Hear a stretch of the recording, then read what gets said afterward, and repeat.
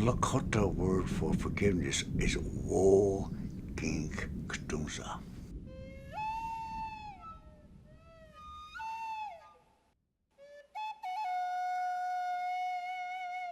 I want to tell you a brief story about how I come to you here and how this staff has come to us as well. This is the only pipestone flute in the world.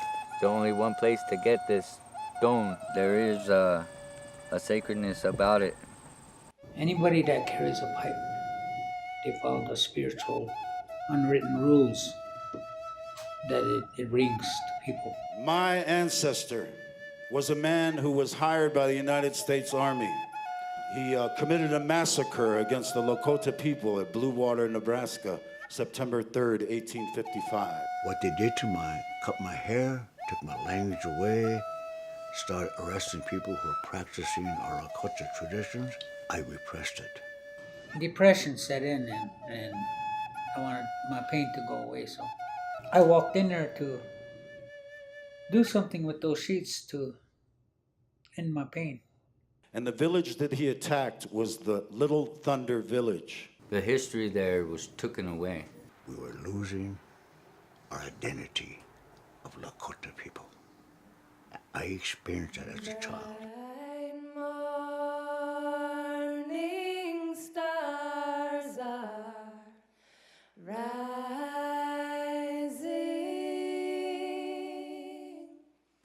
I read Lieutenant Governor Warren's narrative in the military called Day Report. The order was given to mutilate and to violate the men, women, and children. His men killed 86 Lakota women and children, more than half, and he sanitized his report. I got a call from my cousin Karen Little Thunder, and she said, there's a descendant of General Arnie, the one that massacred our people. There's a descendant that wants to meet us. Healing is in 3 phases. First one is truth. You need to put everything on the table, not just half or 3/4, all of it. Well, my name is Paul Stover Soderman. I live in Boulder, Colorado. In an effort of forgiveness and ancestral healing, I'm standing next to the descendant of Chief Little Thunder, Mr. Donald Little Thunder, right here. Oh, relatives. My name's Donald Little Thunder. Right here at OYATE Camp, over here at OYATE. It's good for the true history to come back, because without truth, we're not going to have the healing. Being Lakota is a hard way to live, but it's a good way to live. My English name is Phil Little Thunder Sr. My ceremonial name is Tokea Wianata. First, to run towards the sun.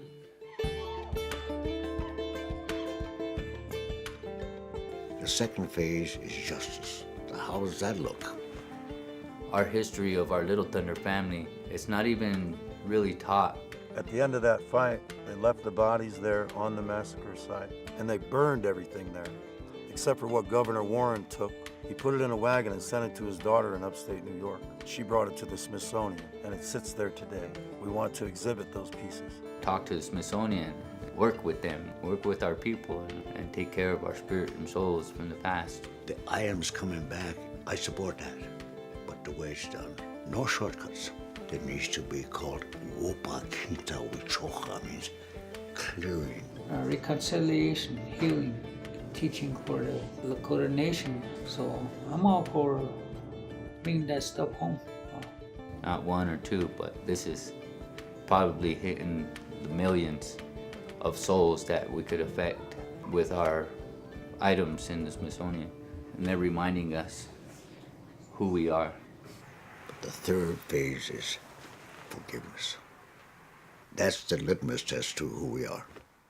Some glad morning when this life is over, I'll fly. Little Thunder, the chief, came out and met him with a white flag and a peace medal.